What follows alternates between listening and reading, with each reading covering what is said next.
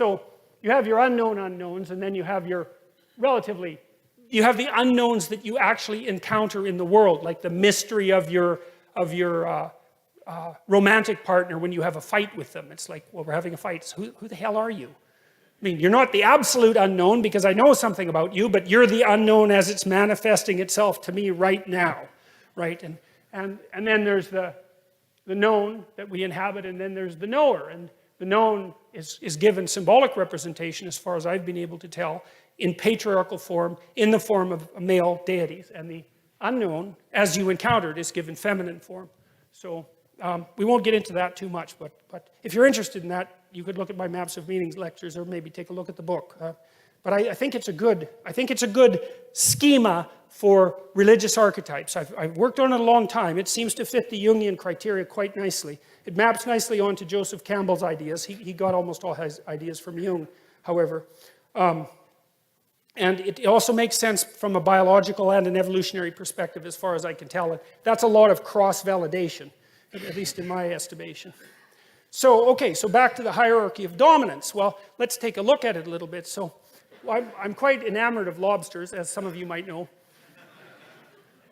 because I found out, this just blew me away when I found it out. I mean, I've done a lot of work in neurochemistry, functional neurochemistry, because I used to study alcoholism and drug abuse. And alcoholism, to study alcohol, you have to know a lot about the brain, because alcohol goes everywhere in the brain. It affects every neurochemical system. And so if you're going to study alcohol, you kind of have to study neurochemistry in general.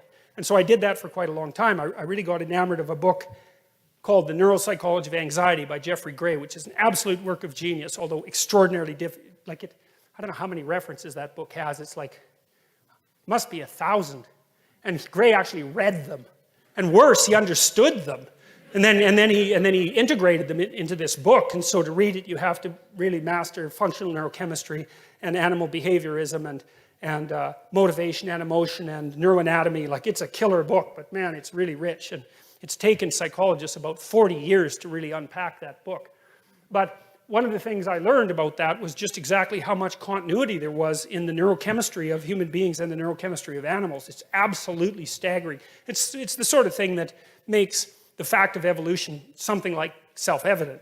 I do think it's self-evident for other reasons that I'll tell you about later. I think evolution, or I think natural selection, random mutation and natural selection is the only way you can solve the problem of how to deal with an environment that's complex beyond your ability to comprehend.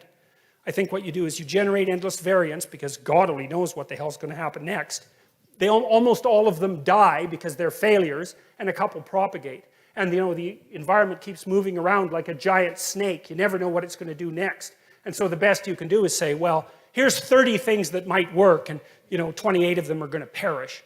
Or if you're an insect, it's like the ratio is way, way higher than that. So anyways, back to the lobsters. These creatures engage in dominance disputes. And I think dominance is the right way to think about it, because lobsters aren't very empathic and they're not very social. And so it really is the toughest lobster that wins. And what's so cool about the lobster is that when a lobster wins, he flexes and gets bigger. So he looks bigger because he's a winner. It's like he's advertising that. And the neurochemical system that makes him flex is serotonergic. And you think, well, who cares? What the hell does that mean? Well, I'll tell you what it means. It's the same chemical that's affected by antidepressants in human beings. And so, like, if you're depressed, you're a defeated lobster. Like, they're like this. I'm small. I'm not, things are dangerous. I don't want to fight. You give somebody an antidepressant, it's like up they stretch, and then they're ready to, like, take on the world again. Well, if you give lobsters who just got defeated in a fight serotonin, then they stretch out and they'll fight again. And that's, like, we separated from those creatures on the evolutionary timescale somewhere between 350 and 600 million years ago, and the damn neurochemistry is the same. And so that's another indication of just how important hierarchies of authority are. I mean, they've been conserved since the time of lobsters, right? There weren't trees around when lobsters first manifested themselves on the planet. And so what that means is these hierarchies that I've been talking about, those things are older than trees. And so one of the truisms for what constitutes real from a Darwinian perspective is that which has been around the longest period of time, right? Because it's had the longest period of time to exert selection pressure.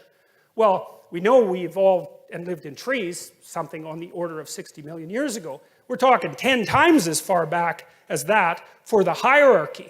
And so the idea that human beings, that the hierarchy is something that has exerted selection pressure on human beings is, I don't think that's not a disputable issue. How it's done it and exactly what that means, we can argue about, but like that sort of biological continuity is just absolutely unbelievable. It was funny because I revealed this finding. You know, I didn't discover this, I read about it, but I talked to my graduate students about it. I used to take them out for breakfast, you know, and they were a very contentious, snappy bunch. And they were always trying to one-up each other, and they were quite witty. And for like 6 months, until it got very annoying, every time one of them one-upped the other, they'd stretch themselves out and like snap their hands like. So that was very funny. It was really very funny. So you see this in lobsters, and so that's pretty amazing. So, yeah. And one of the other things that's really cool about lobsters is that, let's say you've been like top lobster for a long time, but you're getting kind of old, and some young lobster just, you know, whales the hell out of you, and so you're all depressed. But the thing is, your brain is dominant. But you don't have much of a brain because you're a lobster. And so now what are you going to do? Because you just lost. And the answer is, well, your brain will dissolve. And then you'll grow a subordinate brain. Yeah, and so that's worth thinking about too, right? Here, for a couple of reasons. First of all, if any of you have ever been seriously defeated in life, you know what that's like.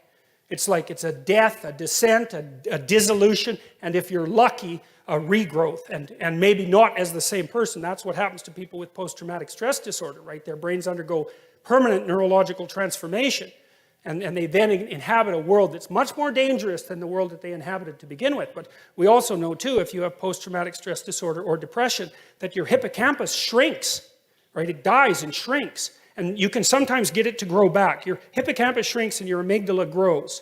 And the amygdala increases emotional sensitivity, and the hippocampus inhibits emotional sensitivity. And so if you've been badly defeated, the hippocampus shrinks and the amygdala grows. Now, if you recover, the hippocampus will regrow, and antidepressants actually seem to help that, but the damn amygdala never shrinks again. And so, well, so that's another lesson from the lobster. It's quite a terrifying one, but it's one, like, it's so interesting that you can relate to that, right? It's like, I get what that poor crustacean's going through. You know, so, okay, here's the rats, and this is from Jaak Panksepp's work. He was the first guy who figured out that rats giggle.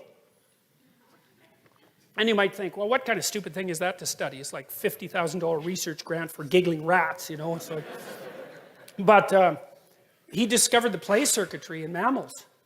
That's a big deal, right? It's like discovering a whole new continent. There's a play circuit in mammals. It's built right in, so it's not socially constructed. There's a biological platform for that. And so what Panksepp would do with rats, he found out if you take a rat pup away from its mother, it dies. Even if you feed it, even if you keep it warm, it dies.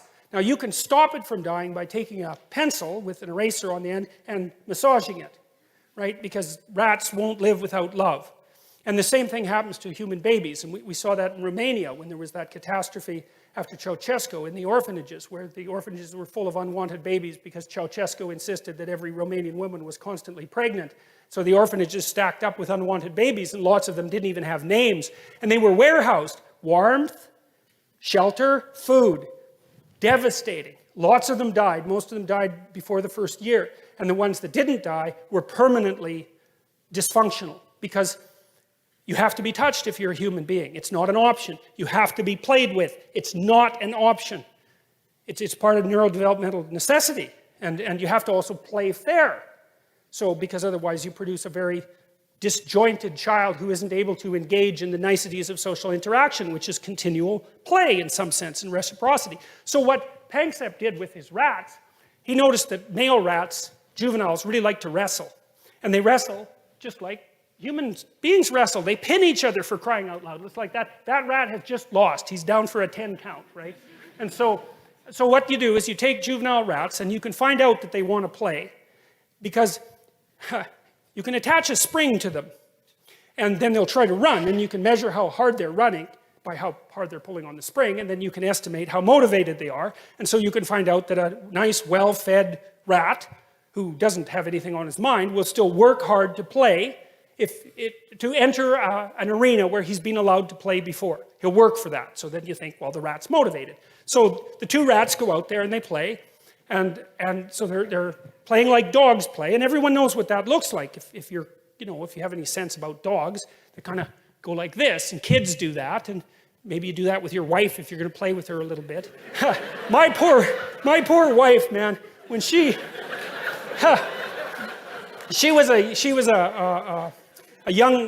older siblings, and so she wasn't played with as much when she was little as she might have been. And I used to if you take a pillow, and you go like this 3 times, right? That means look out, a pillow is coming your way. So I'd go 1, 2, 3, whap! And she was completely dismayed at me. It's like, what do you do that for? And I thought, well, I eventually taught her that rule. The other thing I used to do... The other thing I used to do, is sometimes she'd come at me like this when we were playing around, and I'd grab her wrists and I'd knock her hands, her knuckles together, and she used to just get completely annoyed about that. And I thought, right? That's what you do. You just open your hands. Well, she didn't know that either. So she hadn't been played with enough when she was a little rat. And so, anyways, so you let the little rats go out there, right? And so let's imagine one of them is 10% bigger than the other. And so the 10% bigger rat wins, because 10% is enough in rat weight to ensure that you're going to be the pinner rather than the pinnee. Okay, so that's fine. So the big rat pins the little rat, and now the big rat is the authority rat. And so then the next time that the rats play, the little rat has to invite the big rat to play. So the big rat's out there being cool, and the little rat pops up and, does the whole will you play with me thing, and the big rat will deign to play with them. But if you pair them repeatedly, unless the big rat lets the little rat win 30% of the time, the little rat will not invite him to play. And Panksepp discovered that. It's like I read that just blew me away. It's like, that is so amazing, because you see, well, first of there's an analogy to Piaget's ideas about the emergence of morality out of play in human beings, so that was very cool. But the notion that was built into rats at the level of wrestling was, and they're deeply social animals, right? They have to know how to get along with one another. And most of their authority disputes, dominance disputes, you don't want them to end in bloodshed and combat. Because, if you're rat 1 and I'm rat 2 and we tear each other to shreds in a dominance dispute, rat 3 is just going to move in. It's really not a great strategy. And so it'd be better if we could settle our differences, somewhat peacefully. And so rats, anyways, Panksepp figured out that rats play. And not only that they play fair, and they seem to enjoy it. He also figured out, this was really cool too, that if you give juvenile rats attention deficit disorder drugs, Ritalin, suppresses play. So that's worth thinking about. It's like, well, why do you have to give juvenile human beings amphetamines in school? Well, because they need to play. Well, they don't get to play. They don't get to wrestle around. I mean, that's oppression as far as I can tell. They don't get to wrestle around. That's fine. Feed them some amphetamines, man. That'll shut down the old play circuits. Well, here's the other problem, is Panksepp found out that if you don't let juvenile male rats play, their prefrontal cortexes don't develop properly. Surprise, surprise, you're not letting them mature. It's like, what else would you expect? So, that's something to think about. Really hard, I would say.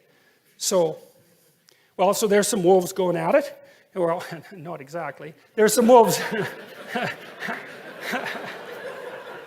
having an authority dispute, let's more technically speaking. And a lot of it's posturing, they tend not, well-socialized wolves tend not to hurt each other during authority disputes because, well, for obvious reasons. It's too dangerous. And so they have other ways of demonstrating who should be listened to, authorities. And there's chimps doing that. This particular, now, I think, if I remember correctly, I think it's right. This is a really cool picture because I think this chimps don't like snakes, by the way. So, for example, if you take a chimp that's never seen a snake and you show it a snake, it is not happy. It will get the hell away from that snake. If you bring a chimp anesthetized into a room full of chimps, the chimps will all get away from that and then look at the body. They don't like that either. And if you bring a big snake into a chimp cage, even if the chimps have never seen it, like they'll get away from it and then stare at it. And chimps out in the wild, if they see a big snake, they'll stand there and they have a noise that means something like, holy crap, that's a big snake, you know. It actually means that technically, and I'll tell you why in a minute. But they stand away from it, and then they make this noise, which means, oh my God, look at the snake. And then they'll stand there for like 24 hours looking at the snake. And so the snakes are really, they're super stimuli for chimpanzees. So that's pretty interesting. And this chimp seemed to learn how to take this dead snake and go scare other chimps with it. And that was partly how he established his authority. And, you know, and well, there's a threat, and like if I was you and I was around that chimp, I would take that threat seriously, because those things are no joke, man. And you see the same thing here with I don't remember what kind of monkey that is, but they're engaged in agonistic behavior. And so there has been, by the way, recent research showing that in higher order primates that there is snake detection circuitry that's built into them, right? So it's not learned. It's deeper than that. Now, for a long time, psychologists knew for a long time that I could make you afraid in a conditioning experiment much faster using a snake or a picture of a snake than a gun or a picture of a gun. So we can learn fear to snakes very rapidly, spiders as well. And so then people thought, well, maybe we were prepared to develop fear to snakes or spiders, that sort of thing. But the more recent research has indicated that it's more than just prepared, is that we have the detection circuitry built right into us. And, well, it's because, well, why wouldn't we? That's really the issue. It's like, it's not really that much of a surprise, unless you think of human beings as a blank slate. And if you think that, then, I don't know, you should crawl out of the 16th century. That's how I would look at it. Because, I mean, that's just gone, that idea. It's so wrong. So maybe you can think about this as a dominance hierarchy, but wolves look for credibility and competence as well, and chimpanzees don't like brutal tyrants, and so we'll talk about it as the hierarchy of authority. And so, well, this is kind of how it starts to develop. You know, you see, well, these girls are negotiating the domestic environment here, and how to behave properly, and how to share, and all that, and take turns, and so they're negotiating the hierarchy of authority. And if you're good at reciprocity, it's sometimes you're the authority and sometimes the other person is the authority. That's fair play, right? And so these boys are doing the same thing, and you see they're all smiling away. And so it looks like aggressive behavior, and people who are not very attentive and who are paranoid and who don't like human beings confuse this with aggression, and they forbid it at schools, which is, you know, I know when my kids were going to school, for example, this was quite a while ago now, they were forbidden to pick up snow on the off chance they might throw a snowball. And we know how terrible that is. So what I told my son is that he was perfectly welcome to pelt any teacher he wanted to in the back of the head with a snowball, as long as he was willing to suffer the consequences of doing it. And I don't know if he ever did, but he was certainly happy with the idea, which made me very happy about him. So, yeah. So, you know, kids need to do this. They really, really seriously need to do this. It's what civilizes them. And that needs to happen between the ages of 2 and 4, because if they're not civilized by the time they're 4, then you might as well just forget it. And that's a horrible statistic, but it's unbelievably well borne out in the relevant developmental literature. Like, there's lots of aggressive 2-year-olds. Most of them are male. And if they stay aggressive past the age of 4, they tend to be lifetime aggressive. They make no friends, they're outcasts, they're much more likely to end up antisocial, criminal, delinquent, and in jail. And so your kids need to be socialized between the ages of 2 and 4. And that's particularly true for the more aggressive males. And most of the aggressive 2-year-olds are male. And that isn't socialization, by the way. So there's a more abstract representation of the same sort of thing. And I'm trying to make the case that the hierarchy of authority emerges out of a game-like matrix, an underlying game-like matrix. And that's one of the things that's so brilliant about Jean Piaget. He figured that out. It's so smart. And he was interested in the biological origin of morality. And he identified it, he traced the origin to play and the emergence of morality out of play. And it's so smart. I just can't believe how smart an idea that was. Because it's the bottom-up construction of morality. Now, Piaget was a constructionist and to some degree a social constructionist. He underestimated the role of biology. But that doesn't invalidate his theory. It's really easy to put a biological underpinning underneath Piaget's theory. We know the biology well enough to do it quite nicely now. So, I mean, the fact that Panksepp, for example, could identify the play circuit is a really good start with that, right? Because play has been around so long that we have a circuit that's dedicated to it. And so that's a very ancient issue. And so, this is very much of an abstraction of a game here. And then, of course, you get the ultimate abstraction in representation. In a representation like that, where even the landscape of the game is fictional. And of course, we've migrated to a large degree into those sorts of fictional landscapes, fictional books, movies, video games. So it's the same. It's an extension of the same thing. So practice for real life that shades in some cases into real life itself. So, all right. More representations of God the Father. I like these representations. I like the triangle idea. I mean, I don't know why God is wearing a triangular hat. It's kind of a strange fashion choice, but I think it's associated with the idea of the pyramid, and I think that's associated with the idea of the hierarchy of authority. And I think that's why the Egyptians put their pharaohs inside pyramids. I know there's more to it than that, but I think some of that has to do with the notion of this hierarchical structure. You see this on now that's speculative, obviously, and I don't want to make too much of it, but I can't help but think that there's something to that. See, that's on the back of the American dollar bill.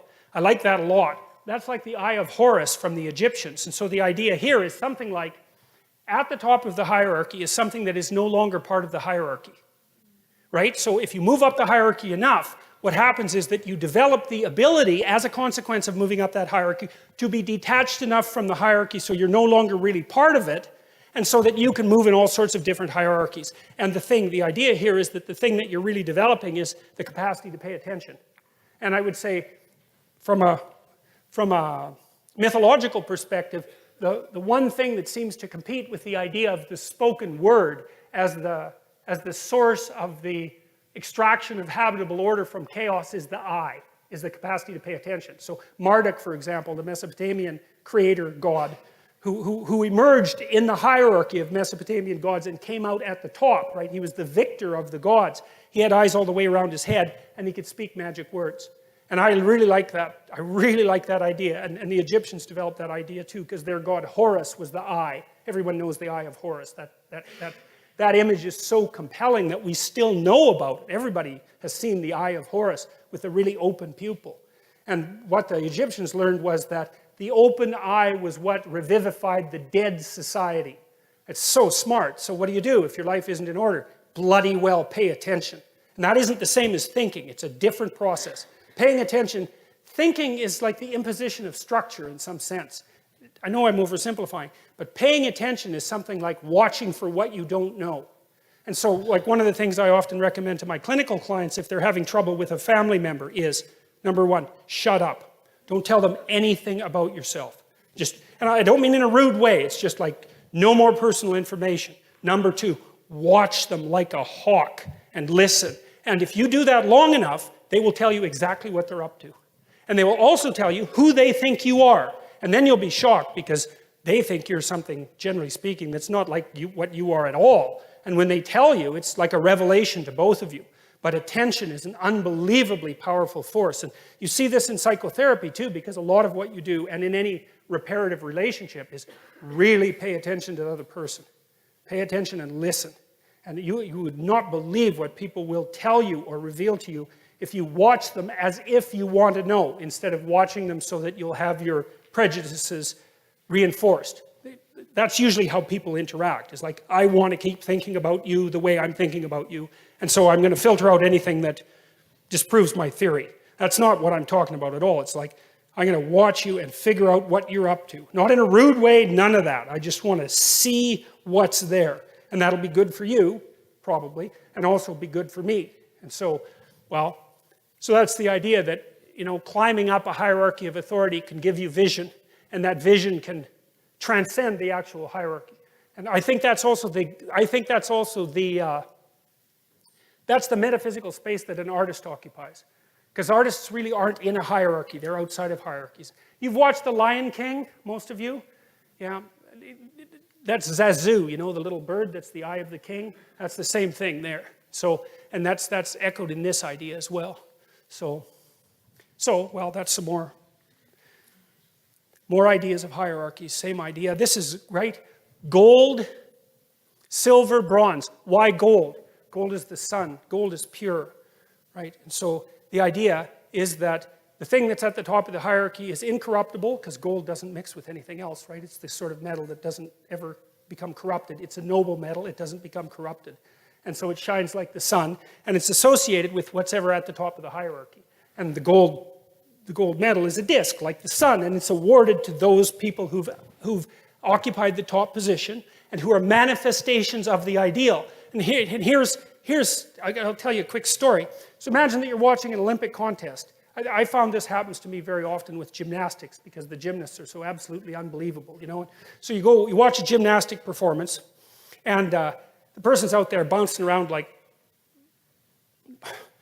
you know, you can't even imagine doing it. They're so perfect at it. So you see this person, they're going through this routine, they're just absolutely spectacular and flawless at it. You know, at the end they stop and everybody claps, and they're all excited to see what a human being can do, and that's why we're in the audience watching, because we want to see what a human being can do. And the judges go like 9.8, 9.8, 9.8, and everybody's thrilled. And then the next contestant comes out, and it's like, well, they're just basically screwed, right? It's like this person came out there and was perfect. How are you going to top that? That's an interesting question, because this is a representation of what you do to top perfection itself. And you can do it. And here's how you do it. And you know this, even though you don't know you know it. So let's say the next contestant comes out and they're kind of shaky because it's like, oh man, the bar's being raised high. So what they do is they put themselves right on the edge of chaos. And you can tell by watching them that they are one bloody fraction of a second from catastrophe. They're pushing themselves farther than they've ever gone in the direction of their perfection. And everyone in the room is so tense they can hardly stand it, right? You can hear a pin drop, and that person is flipping around, and it's just right on the edge of catastrophe. And at the end, they go like this, you know? And there's that gesture of triumph that goes along with that. And everybody rises in one instant and just claps like mad. It's like, well, why? What are you doing? What are you doing when you're doing that? Right? You can't even help it. It grabs you right in the core of your being, and you stand up, and it's an act of worship. That's what it is. And you saw someone go beyond their perfection into the domain of chaos and establish order right in front of your eyes. And you're so thrilled about that. You know, you're happy to be alive, and everyone's celebrating it all at the same time. And it's an absolutely amazing thing.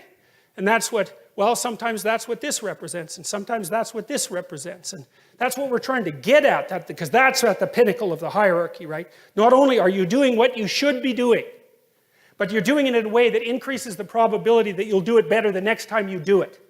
And then you could say, here's another thing to think about along the same lines. And I know we haven't got to Adam and Eve yet. You tell your kids to play fair, right? You say, it's not whether or not you win, it's how you play the game.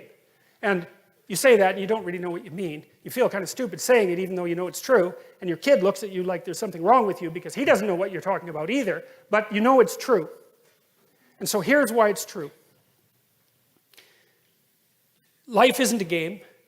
It's a set of games. And the rule is, never sacrifice victory across the set of games for victory in one game. Right? And that's what it means to play properly.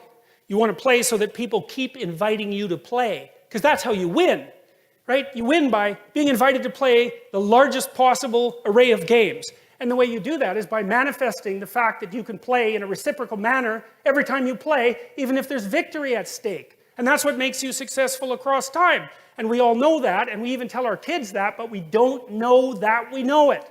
And so we're not adapting ourselves to the game and victory in the game. We're adapting ourselves to the meta game and victory across the set of all possible games.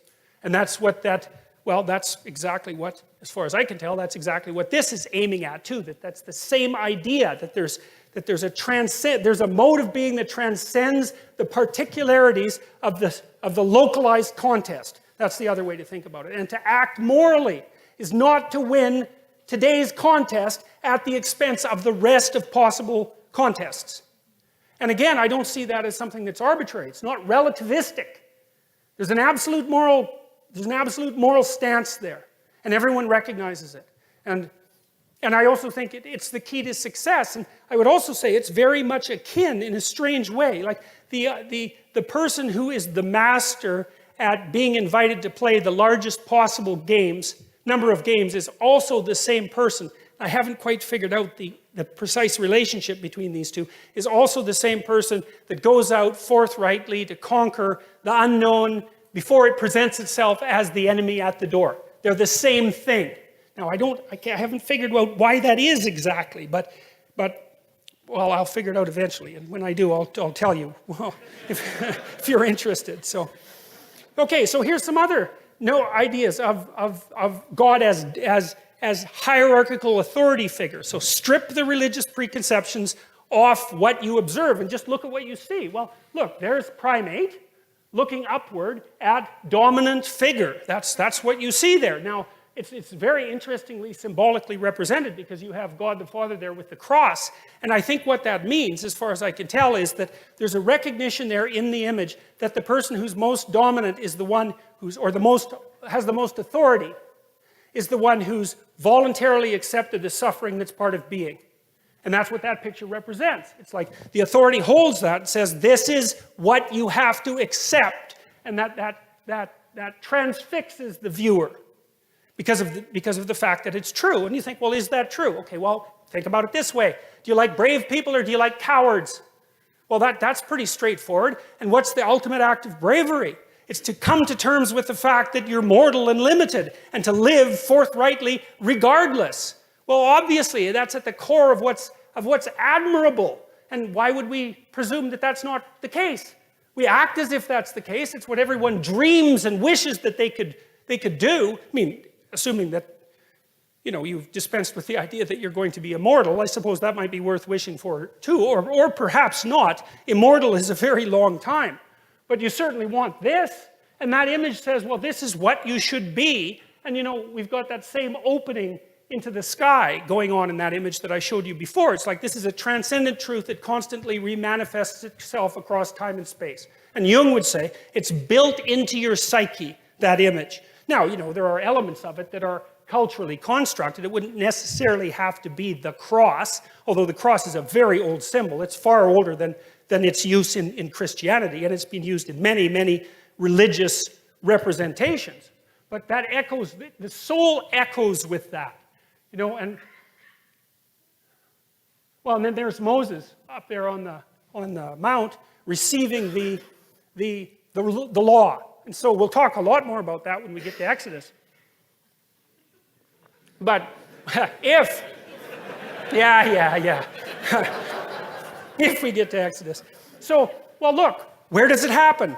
Well, on a mountain.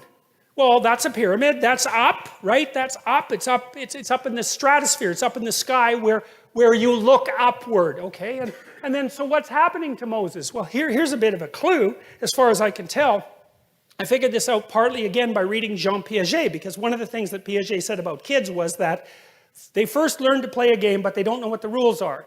Meaning that if you have a bunch of kids together, they can play a game, but if you take one of the kids out of the game when they're young, say 6, and you say what are the rules, they can only sort of give you a representation. So you take 6-year-old 1 and he'll tell you some of the rules, and 6-year-old 2 will tell you different rules, and 6-year-old 3 will tell you different rules. But if you put them all together, they can play. So they have the knowledge embodied either individually or in the group. The knowledge is there to be extracted. Well, then they get a little older, they can extract the rules. And then they start to play by the rules. And then Piaget's last step was, well, it isn't just that kids play by the rules, it's that they learn that they can make the rules. And he thought about that as moral progression. First you can play, then you can play by the rules. Then you learn, maybe, because he didn't think everyone learned this, that you're actually the master of the rules. That doesn't mean the rules are arbitrary, but it means that you can be the generator of the rules, assuming that you know how to play the game. And he thought about that as a moral progression.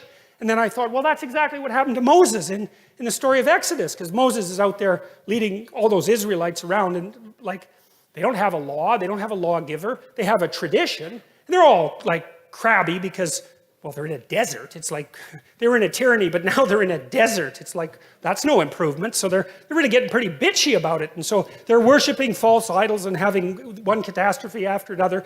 And they get Moses to judge their conflicts. And so he does that for God only knows how long. Forever. Crabby Israelites come to Moses and bitch at him. It's like, well, he did this and she did that. And so then he has to figure out how to make peace. And he does that so long that one of his, I think it's his father-in-law, tells him he has to stop doing it because he's going to exhaust himself. Well, then you think, well, what's happening? Well, and I'm not assuming that this is like a literal historical story. I think, again, it's a condensation. Well, any group has a set of customs, just like a wolf pack does. And so then the customs are being manifest, and someone who's a genius is watching and thinking, okay, well, what's the rule in this situation? What's the rule in this situation? What's the rule in this situation? And then in his imagination, the rules turn into a hierarchy, and then he goes up on the mountain and he goes bang, and he thinks, oh my God, here's the rules that we've been living by all this time. And that's the revelation of the commandments. Well, and you think, well, how else could it be? You think the rules came first and obeying them came second? It's like, no, the rules come first. Sorry, the actions come first. The obeying them comes first. And then you figure out what everybody's up to and you say, hey, look, this is what you've been up to all along. And everybody goes, oh yeah, that seems to make sense. And if it didn't, who would follow them? No one was going to follow them if they don't match what's already there. You just think about that as unjust. And so that's portrayed here as a cataclysmic human event. It's like, oh my God, we've been chimpanzees. We've been in this hierarchy of authority for so long. We have no idea what we're doing. And all of a sudden, poof, it burst into revelatory consciousness. And we could say, here is the law. And you say, well, is it given by God? Well, hey, it depends on what you mean by God. We could start with that presupposition. But it's not like it just came out of nowhere. It took and this is something else Nietzsche observed so interestingly. And he said, that a moral revelation was the consequence of a tremendously long process of initial construction and then formulation. Thousands and thousands and thousands and thousands of years of custom, of building custom, before you get the revelation of the articulated law. And that's a description of the pattern that works. And let's say, well, what's the pattern that works? It's the game that you can play with everybody else day after day with no degeneration. And that's another thing Piaget figured out that's so brilliant, and that's his idea of the equilibrated state.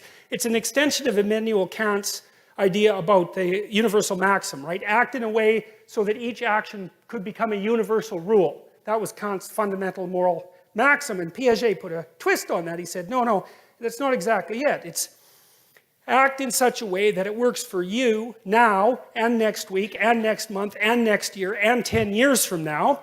And so that while it's working for you, it's also working for the people around you and for the broader society. And that's the equilibrated state. And you could think about that as an intimation of the kingdom of the city of God on earth. It's something like that. And it's based on this idea that a morality has to be iterable. And there's been lots of simulations online already, artificial intelligence simulations of trading games, right? I mean, the people who've been studying the emergence of moral behavior, say in artificial intelligence systems, have already cottoned on to the idea that one of the crucial elements to the analysis of morality is iterability. You can't play a degenerating game because it degenerates. Like, obviously, you want to play a game that at least remains stable across time. And God, if you could really get your act together, maybe it would slowly get better. And of course, that's what you'd hope for your family, right? That's what you're always trying to do, unless you're completely hell-bent on revenge and destruction. It's like, is there a way that we can continue to play together that will make playing together even better the next day? That's what you're up to. And, well, I don't see anything arbitrary about that. And part of it, and this is also why I think that bloody postmodernists are so incorrect, because they say something like, there's an infinite number of interpretations of the world, and that's actually true. But then they make a mistake, and they say, well, no interpretation is to be privileged over any other interpretation. It's like, wrong. Wrong. That's where things go seriously off the rails, because the interpretation has to be, and this is the Piagetian objection, is like, if you and I are going to play a game, rule one is we both have to want to play. Rule 2 is other people are going to let us play. Rule 3 is we should be able to play it across a pretty long period of time without it degenerating. And maybe rule 4 is, while we're playing, the world shouldn't kill us. It's like there are not very many games, like you don't send your kids out to play on the superhighway, right? So they're not playing hockey on the superhighway because the world kills them. And so there's an infinite number of interpretations, but there is not an infinite number of solutions. And the solutions are constrained by the fact of the world and our suffering in the world, and then also constrained by the fact that we constrain each other. And so that's where I think that's gone like dreadfully, dreadfully wrong. So, all right.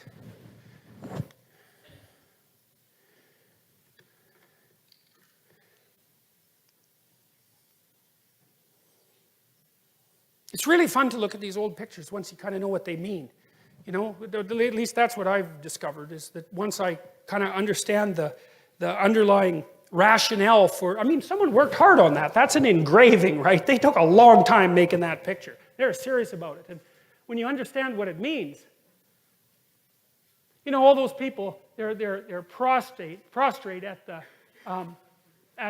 revelation of the law. It's like, well, no wonder. It's like, break the law and see what happens. Break the universal moral law, man, and see what happens. You know, I see people in that situation, well, as you all do all the time, perhaps me more than you because I'm a clinical psychologist, you know, and if the people I'm seeing haven't broken the universal law, then you can bloody well be sure that people around them have. It's no joke. Like, you make a mistake and things will go seriously wrong for you. And so it's no wonder that you'd be terrified at the revelation of the structure that governs our being. One of the things that's so remarkable about the Old Testament, this is another thing Nietzsche commented on. He was a real admirer of the Old Testament, not so much of the New Testament. He thought it was a sin for Europe to have glued the New Testament onto the Old Testament, because he thought the Old Testament was a really accurate representation of the phenomenology of being. It's like, stay awake, speak properly, be honest, or watch the hell out, because things will come your way that you just do not want to see at all. And it might not just be you, it might be everyone you know and everything about your culture that is demolished for generation after generation. It's like, stay awake and be careful. And I think that people only don't believe that when they're being hubristic.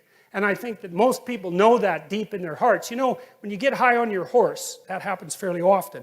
If you have any sense, you think, geez, I better be careful and tap myself down a fair bit, because if I get too puffed up, man, something's going to come along and take me out at the knees. And everyone knows that. Pride comes before a fall. It's like, if you have any, that's why it says in the Old Testament that fear of God is the beginning of wisdom.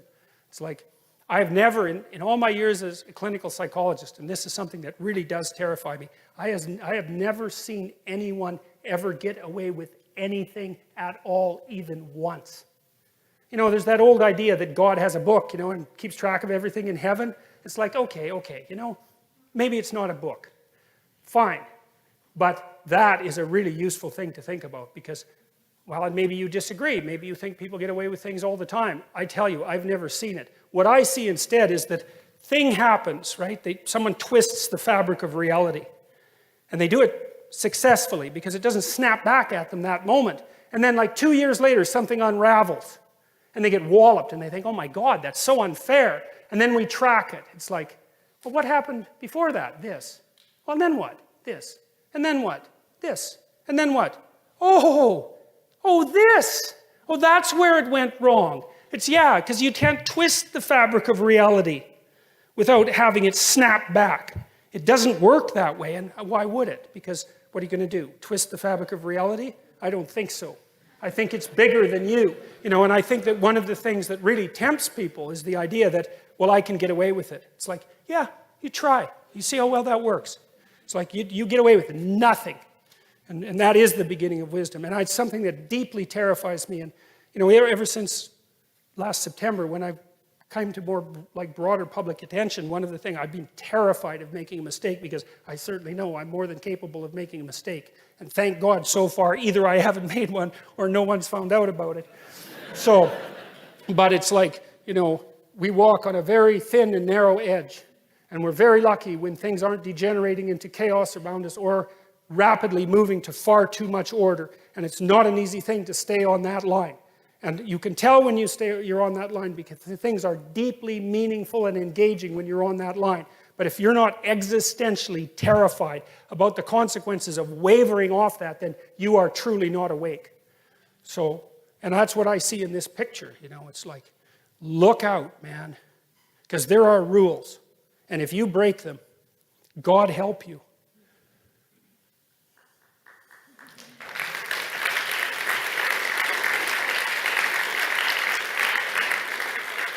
So one of the things that seems to me the case with regard, and I mentioned this in the question period a bit last time, is that one of the things that seems to be actually one of the advantages to gluing the New Testament onto the Old Testament is the idea of a transformation in morality that is analogous to the Piagetian idea that after you learn to play by the rules, you can learn to make the rules, because I think that's actually what happens to some degree in the transition between the Old Testament and the New Testament.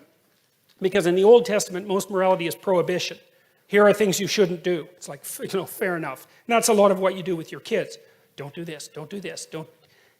Especially when they're happy, you're always going around telling them to stop being so happy because all they're doing is causing trouble. It's quite painful if you're a parent and you notice that.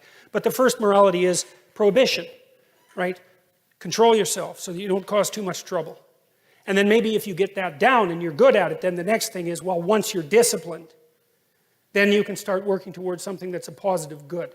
And that's the transformation that seems to me to be fundamentally characteristic of the juxtaposition of the New Testament onto the Old Testament. But in these images, it's still something like serve tradition, serve the Father,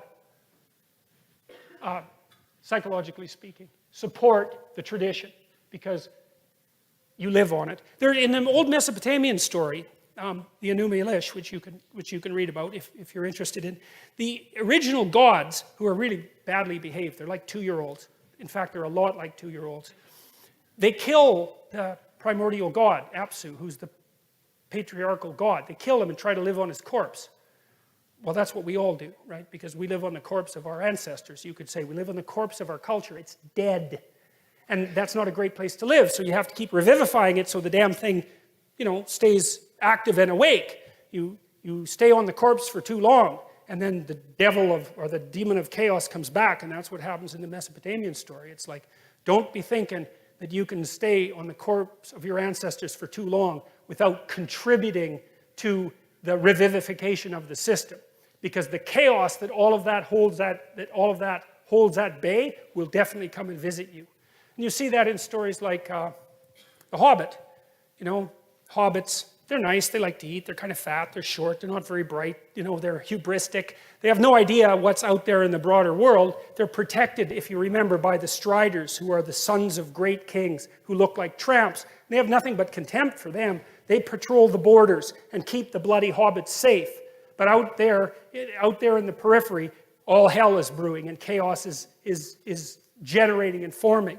And that's an archetypal story, and that's why people like that story so much. Because that's exactly right. Like, we're the hobbits, and we are protected from chaos by the spirits of our dead ancestors, and we're too damn stupid to know it. And we think, oh, well, we don't need them anymore. And that, to me, that's postmodernism. That's what the bloody universities are doing with the humanities. It's absolutely appalling. And we will pay for it. So, unless we wake up, and hopefully we'll wake up, because that would be better than paying for it, even though being awake is rather painful. So then I had this vision one time, and I kind of portrayed it in this image of what the world was like. And I thought, well, it's not a pyramid. It's not a single hierarchy of authority. That's not what it is. It's an array of hierarchies of authority. So you imagine this sort of infinite plane. And in the infinite plane, there's nothing but pyramids. And inside the pyramids, there are strata of people everywhere, far as you can look. Some of the pyramids are tall. Some of them are short. They overlap. It's endless. The plane is endless. And those are all the positions to which you could rise. And everybody's inside the pyramid, sort of crammed up, trying to move towards the top. And then there's the possibility of sailing across over top of all of them and seeing how the structure itself works. And that's the eye that floats above the pyramid and that sees the structure itself. And the highest order of being is not to be at the top of the pyramid. It's to use the discipline that you attain by striving towards the top of the pyramid to release yourself from the pyramid and move one step up. And I think that's one of the things that's instantiated in the idea of for example, of the Holy Ghost. So And I think that's akin to that. That's Sisyphus. And Nietzsche said of Sisyphus, if I remember correctly, that one has to imagine him happy. Well, if there's a rock at the bottom of the hill, then you might as well push it up the hill. And if it rolls back down, well, then you've got something else to do, don't you? You can push the damn rock back up the hill. And there's no shortage of rocks to push up the hill. And that's what we're built for anyways. And so let's go out and push some damn boulders up the hill. And then maybe we could have enough self-confidence and enough respect for ourselves that we wouldn't have to turn to hatred and revenge and try to take everything down, because I think that's the alternative. So he's not weak. That's one thing you can say about him. And the same idea represented there, right? That's Atlas, who voluntarily takes the world on his shoulders. It's like the idea of Christ taking the sins of the world on his shoulders. It's exactly the same notion, which is the notion that you should be able to recognize in yourself all the horror of humanity and take responsibility for it, because that's what that means. And the thing that's so interesting about that is that if you can recognize in yourself all the horror of humanity, you will instantly have a hell of a lot more respect for yourself than you did before you did that. Because there's some real utility in knowing that you're a monster. Now, and just because you're a monster doesn't mean you have to be a monster, but it's really useful to know that you are one. So, and one of the things that Jung knew, and this is something that I find so amazing about his writings, and I think something that really distinguishes him, for example, from Joseph Campbell, who talked about following your bliss, is like Jung said very clearly that the first step to enlightenment is the encounter with the shadow. And what he meant by that was everything horrible that human beings have done was done by human beings, and you're one of them. And so if you don't understand that, and to understand that really means to know how it was that you could have done it. And that's a shattering thing. To try to imagine that, to try to imagine yourself as someone who's engaged in medieval torture, to see how you could in fact do that. You're never the same after you learn that. But being never the same after learning that is unbelievably useful, because when you understand that that's what you're like, then you're a whole different creature. And I don't think, and this is something I did learn from Jung, is that you cannot be a good person until you know how much evil you contain within you. It is not possible. And it's partly because you just don't have any potency. Like, if you're just naive, if you're just nice, if you'd never hurt anyone, you'd never hurt a fly, you don't have the capability for any of that, why would anyone ever take you seriously? You're a domestic animal at best, and a rather contemptible one at that. And it's a very strange thing, because you wouldn't think that the revelation of the capacity for evil is a precondition for the realization of good. But I believe, first of all, why would you be serious enough to even attempt to pursue the good unless you had some sense of what the consequence was of not doing it? You have to be serious about these sorts of things. It's not the game of a child, right? It's the game of a fully developed adult. And I learned this in part when I had little kids. I wrote a chapter for my new book called Never Let Your Children Do Anything That Makes You Dislike Them. And why was that? And I wrote that after I knew I was a monster. And I thought, I'm going to make sure I like my kids. I'm going to make sure they behave around me so that I like them. Because I'm way bigger than them. And I'm way more cruel than they are. And I've got tricks up my sleeve that they cannot even possibly imagine. And if they irritate me, I will absolutely take it out on them. And if you don't think that you're the sort of person that would do that, then you are the sort of person who is doing it.